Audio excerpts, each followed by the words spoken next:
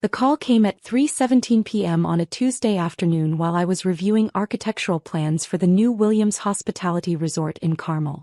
My phone buzzed with my brother's number, but when I answered, it was his fiancée Victoria's voice that greeted me. "Sarah. I'm so glad I caught you." Her tone was syrupy sweet, the fake enthusiasm she always used when she wanted something from me. "I'm calling about our engagement party this Saturday." I leaned back in my executive chair, looking out at the San Francisco Bay from my corner office on the 45th floor. Through the floor-to-ceiling windows I could see Alcatraz Island in the distance, a view that had cost me $12,000 a month in rent when I'd first started Williams Hospitality Group 8 years ago. Now I owned the entire building. "What about it, Victoria?" "Well, there's been a little change of plans. We've decided to make it a more intimate affair. You understand." I set down my pen and gave her my full attention. Victoria Chin had been engaged to my brother Michael for 6 months, and in that time, she'd made it abundantly clear that she considered me an embarrassment to the family she was marrying into. "I'm not sure I do understand." Victoria's laugh was sharp and dismissive. "Sarah, sweetie, let's be honest here. This is going to be a very upscale event at the Bayview Country Club. We're talking about a $50,000 party with all of San Francisco's elite. Michael's law firm partners will be there, my father's business associates, people from the country club board." "Okay. You're too poor for our engagement party. I mean, look at yourself. You drive that old Honda, you live in some tiny apartment, you work at that little nonprofit nobody's ever heard of. We just can't have you there making everyone uncomfortable." I glanced at the framed photo on my desk from last month's groundbreaking ceremony for our new resort in Maui, me holding a golden shovel, standing next to the governor and 3 major hotel industry CEOs. The caption read, "Williams Hospitality Group announces $2.8 billion Pacific expansion." "Victoria, I think you might be misunderstanding my situation. Stay home, Sarah. We don't want any embarrassment at our special day. This party is about celebrating success and achievement, not whatever it is you do at that charity place." I looked around my executive office, at the awards lining the walls, the industry magazines with my photo on the covers, the architectural models of the 12 luxury resorts I'd built across 3 countries. "I see. I knew you'd understand. You've always been so reasonable about knowing your place in the family. Anyway, I have to run. The caterers are expecting my call, and there are a million details to coordinate when you're throwing the social event of the season." "Victoria, can I ask where you're having this party?" "The Bayview Country Club, of course. Michael pulled strings to get us the grand ballroom. Apparently there was a waiting list, but his law firm has connections. It's going to be absolutely perfect." I smiled, looking at the Bayview Country Club membership certificate hanging on my wall, the same certificate I'd received 3 years ago when I'd purchased the club through Williams Hospitality Acquisitions. "The grand ballroom is beautiful," I said. "Great choice. Thank you. I knew someone with taste would appreciate it. Anyway, I should let you go. I'm sure you have, whatever it is you do, to get back to. Actually, Victoria, I do have some business to handle. Enjoy your party." "Thanks. Bye, Sarah." The line went dead. I sat staring at my phone for a moment, then burst out laughing. Victoria had just uninvited me from an engagement party being held at the country club I owned, because she thought I was too poor to attend. My assistant, Jennifer, knocked on the door. "Ms. Williams, your 3:30 is here." "Cancel it," I said, still smiling. "And get me the general manager of Bayview Country Club on the line. Right away. Anything else?" "Yes. Pull the Chin Williams engagement party reservation for this Saturday. I want to review all the details personally." 20 minutes later, I was speaking with Robert Martinez, the GM of Bayview Country Club. "Ms. Williams, what a pleasant surprise. How can I help you today?" "Robert, I understand there's an engagement party booked for this Saturday evening. The Chin Williams party." "Yes, let me pull that up. Here it is. Victoria Chin and Michael Williams, Grand Ballroom, Saturday evening. They've booked our premium package, champagne reception, 5-course dinner, full bar service, live orchestra. It's actually one of our larger events this month." "I want to cancel it." There was a pause. "Cancel it? Ms. Williams, may I ask why? Is there a problem with the service or facilities?" The problem is that the host specifically uninvited the club owner from attending because she believes I'm too poor to be seen at such an upscale event. Another pause, longer this time. I see. That's highly unusual. Should I call Ms. Chin to discuss the cancellation? Yes. Tell her exactly what I just told you, that the event is being cancelled because she uninvited the owner of the facility. Understood, Ms. Williams. What about their deposit? I thought about it. The deposit was probably $15,000, a significant amount for most people, but barely a rounding error in Williams Hospitality's monthly revenue. Keep it. Consider it a lesson fee. Very good, Ms. Williams. I'll make the call immediately. At 6:47 p.m. my phone rang. Michael's number this time, but I could hear Victoria screaming in the background before he even spoke. Sarah, what the hell is going on? The country club just called and cancelled our engagement party. They said the owner requested it because Victoria uninvited someone? This doesn't make any sense. It makes perfect sense, Michael. Victoria called me today to uninvite me from your engagement party because I'm too poor to be seen at such an upscale event. That's impossible. You don't own Bayview Country Club. Actually, I do. Williams Hospitality Acquisitions purchased it 3 years ago as part of our luxury venue portfolio. Silence. Complete total silence. Michael. You own Bayview Country Club. I own Bayview Country Club, along with 17 other luxury venues across California. I also own 12 resort properties, 4 urban hotels, and a hospitality management company that generates approximately $800 million in annual revenue. More silence. But Sarah, you work at a nonprofit. You drive a Honda Civic. You live in that small apartment in the Mission. I volunteer on the board of 3 nonprofits because I believe in giving back to the community. I drive a Honda Civic because it's reliable and environmentally responsible. And I live in a 3,500 square foot loft in Soma that I bought for $4.2 million. This is insane. You're telling me my sister is a multimillionaire and I never knew about it. Michael, when's the last time you asked me about my work? When's the last time anyone in the family showed interest in what I do for a living? He was quiet for a moment. I don't know. I'll answer for you, never. You all assumed that because I dress casually and drive a modest car, I must be struggling financially. Nobody ever bothered to ask about my actual life. Victoria's voice came through clearly now, shrill and panicked. This is a joke, right? Some kind of mistake? Sarah can't possibly own the country club. Victoria, I said, would you like me to have security escort you from the premises when you arrive on Saturday? Or would you prefer to find that the doors are simply locked? You can't do this. We have a contract. We paid a deposit. You have a contract with a business I own. I can absolutely do this. And your deposit will be kept as compensation for the inconvenience of dealing with someone who judges people by their appearances. Michael's voice was strained. Sarah, please. This is our engagement party. All our friends are invited. Victoria's family is flying in from New York, my law firm partners. Michael, 4 hours ago your fiancé told me I was too poor to attend your engagement party at my own country club. Now you want my help to make sure it happens. We didn't know it was your country club. You also didn't know anything else about my life, my career, or my achievements. You made assumptions based on stereotypes and surface appearances. I could hear Victoria crying in the background now, the reality of the situation finally sinking in. What do you want? Michael asked quietly.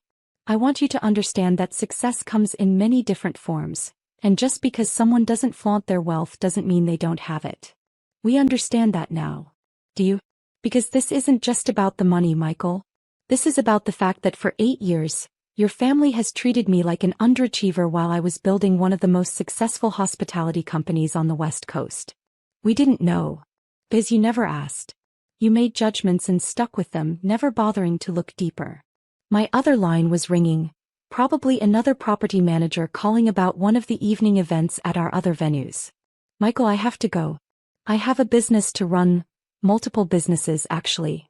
Wait. Sarah, please. Can we work this out? Can we start over? I looked out at the city skyline, where the lights of 3 of my hotels were beginning to twinkle in the early evening. In a few hours, thousands of guests would be enjoying world-class service at Williams Hospitality Properties, never knowing they were staying at facilities owned by the woman Victoria Chin thought was too poor for an engagement party. "You can start over with yourselves," I said. "But your engagement party is cancelled. Find another venue." "But where? Everything nice is booked months in advance." "That's not my problem anymore.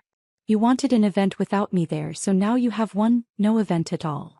I hung up. 20 minutes later, Victoria called directly. "Sarah, please. I made a terrible mistake. I'm so sorry for what I said. I had no idea you were successful." "Victoria, you're not sorry for what you said. You're sorry that what you said had consequences." "That's not true. I genuinely apologize. I was wrong about everything." "Were you wrong, or were you just uninformed about my net worth?" She was quiet. "Victoria, if I were actually the poor nonprofit worker you thought I was, would my exclusion from your party have been acceptable?" I don't know." "You do know. You thought it was perfectly fine to exclude someone based on their perceived economic status. The only thing that's changed is that you discovered I have money." "Please, Sarah. Our families are already here." Victoria's parents flew in from New York.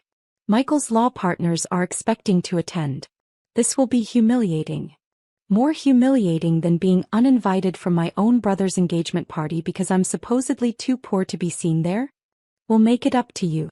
We'll have you at the wedding, front row seating, whatever you want." I almost laughed. "Victoria, you're planning to have me at the wedding as long as I'm rich enough to deserve an invitation?" "That's not what I meant."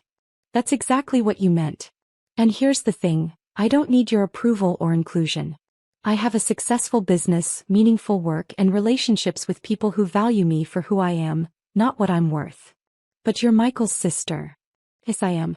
And Michael just learned that his sister built a hospitality empire while he thought she was an unemployed nonprofit volunteer." My phone beeped with another call, Jennifer from my office. "I have to go, Victoria. But let me leave you with some advice. Next time you meet someone who doesn't fit your preconceptions about success, try asking questions instead of making judgments." "Sarah, wait." I clicked over to Jennifer's call. "Ms. Williams? I have the mayor's office on the line. They want to discuss your proposal for the affordable housing project downtown." "Put them through. And Jennifer? Clear my Saturday evening. I'm going to be working." That Saturday night, while Michael and Victoria scrambled to find an alternative venue for their engagement party, they ended up at a chain restaurant in Daly City. I was in my office finalizing the purchase of a historic hotel in Napa Valley, a $67 million acquisition that would become Williams Hospitality's flagship wine country property. At 9 p.m. my phone rang. Michael again. "Sarah? I wanted to call and apologize." "Really apologize? For what specifically?" "For letting Victoria treat you that way. For not defending you when she made those comments about your financial situation. For 8 years of making assumptions about your life instead of asking about your actual achievements. I set down the contract I was reviewing. And for being a terrible brother. You've built something incredible, and instead of celebrating your success, I let my fiancé humiliate you because we thought you didn't have enough money to deserve our respect." "Where are you calling from?" "Chuck E. Cheese in San Mateo.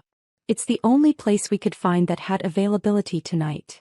I couldn't help but smile at the mental image of Victoria Chin, in her designer dress, trying to celebrate her engagement party surrounded by screaming children and animatronic mice. "How's the party going?" "Terrible. Absolutely terrible. Victoria's parents are mortified. My law partners made polite excuses and left after 20 minutes. The champagne is sparkling cider and the 5-course dinner is pizza and breadsticks." "I'm sorry to hear that." "No, you're not. And you shouldn't be. We deserve this." He was right. I wasn't sorry. Victoria had wanted a party that excluded people she deemed unworthy, and now she was having exactly that, a celebration that reflected her values and judgment. "Michael, can I ask you something?" "Anything.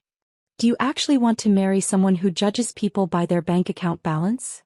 Long silence. "I don't know," he said finally.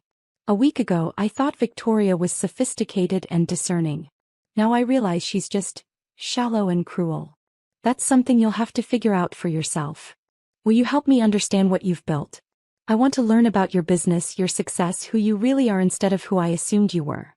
I looked around my office at the architectural plans for 3 new resorts, the acquisition documents for 2 luxury hotel chains we were purchasing, the industry awards recognizing Williams Hospitality as one of the fastest-growing companies in the sector.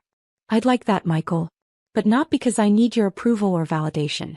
Because you're my brother and I'd like you to actually know me. I'd like to know you too. The real you, not the imaginary struggling sister I created in my head. Good. But Michael. Yeah. If you marry Victoria, she needs to understand that respect isn't conditional on net worth. I won't tolerate being treated differently now that she knows I have money. I understand. And Sarah? Yes. Thank you. For what? For teaching us that assumptions about success can blind you to the actual achievements happening right in front of you. After we hung up, I walked out to my office balcony and looked down at the city where I'd built my empire. In the distance, I could see the lights of Bayview Country Club, the venue where Victoria had planned to celebrate her engagement while deliberately excluding the woman who owned the place. The engagement party that should have been happening right now in elegant surroundings with champagne and live music was instead taking place in a children's restaurant with plastic cups and arcade games. It was perfect poetic justice. But more importantly, it had forced my brother to confront his own assumptions and see his sister for who she really was instead of who he'd thought she should be. 3 weeks later, Michael called me with news. I broke up with Victoria. I'm sorry to hear that, I said, and I genuinely was. Ending an engagement is always painful, regardless of the circumstances. No, you're not. And neither am I, honestly. The past few weeks showed me who she really is. Someone who measures people's worth by their bank account balance and treats service workers like they're invisible. What was the final straw? She started trying to become your best friend. Calling you constantly, asking about business opportunities, wanting to be invited to your hotels and resorts. It was disgusting. The same person who said you were too poor for our engagement party suddenly wanted to be your business partner. I'd fielded several of those calls and declined politely each time. Victoria's sudden interest in friendship had been transparent and opportunistic. I'm proud of you for recognizing that. I should have recognized it years ago. I should have seen how she treated people she thought were beneath her, waitresses, hotel staff, anyone she perceived as having less money or status. Live and learn. Sarah, can I ask you something? Sure. Are you dating anyone? Are you happy? Do you have the kind of life you want? I smiled. It was the first time in years that someone in my family had asked about my personal happiness rather than making assumptions about my life. I'm very happy, Michael. I love my work, I have great friends, and yes, I'm seeing someone wonderful, another entrepreneur who builds sustainable housing projects. That's great. I'm glad you found someone who appreciates what you do. His name is David, and he knew about my business success before he knew my last name. It's refreshing to be with someone who sees my achievements as exciting rather than intimidating. Will you introduce me to him sometime? I'd like to meet the man who makes my incredibly successful sister happy. I'd love that. 6 months later, Michael and I met for dinner at the restaurant in my Napa Valley resort, the historic hotel I'd been purchasing the night of his disastrous engagement party. He brought his new girlfriend, Anna, a public school teacher who knew exactly who I was because she'd read about my education philanthropy work. As we sat on the terrace overlooking the vineyards, sharing a bottle of wine from the resort's private label, Michael raised his glass. To Sarah, he said, who taught me that success isn't always visible from the outside, and that judging people by appearances says more about the judge than the judged. And to family, I added, who can learn to see each other for who we really are instead of who we assumed each other to be. Speaking of which, Anna said, I have to tell you, my students are huge fans of your literacy program. The libraries you built in underserved schools have been incredible for our community. Michael looked surprised. Sarah has a literacy program? The Williams Foundation has built 47 libraries in low-income schools across California, I explained. We also provide teacher training and reading comprehension programs. I had no idea. There's a lot you didn't know about my work, Michael. The business success is just one part of it. Will you tell me about the foundation? I'd love to understand the full scope of what you've built. As the sun set over the Napa Valley vineyards, I found myself sharing stories about the schools I'd helped, the teachers I'd supported, and the thousands of children who now had access to books and educational resources because of the wealth I'd generated through Williams' hospitality group. It was the first time in years that I'd talked about my achievements with a family member who was genuinely interested in understanding rather than judging. The woman Victoria thought was too poor for an engagement party had used her wealth to create opportunities for others, funding education programs, building affordable housing, supporting environmental initiatives, and creating thousands of jobs through ethical business practices. But the most valuable thing I'd built wasn't measured in dollars. It was the self-respect that came from staying true to my values regardless of other people's assumptions, and the satisfaction of proving that success and humility weren't mutually exclusive. Sometimes the best revenge really is living well.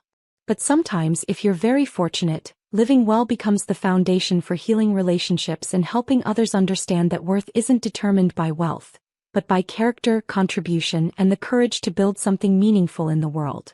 As I fell asleep that night in my Napa Valley resort, surrounded by the success I'd built while others thought I was failing, I realized that Victoria's cruel dismissal had given me an unexpected gift: the opportunity to show my family who I really was, and to build a relationship with my brother based on truth instead of assumptions.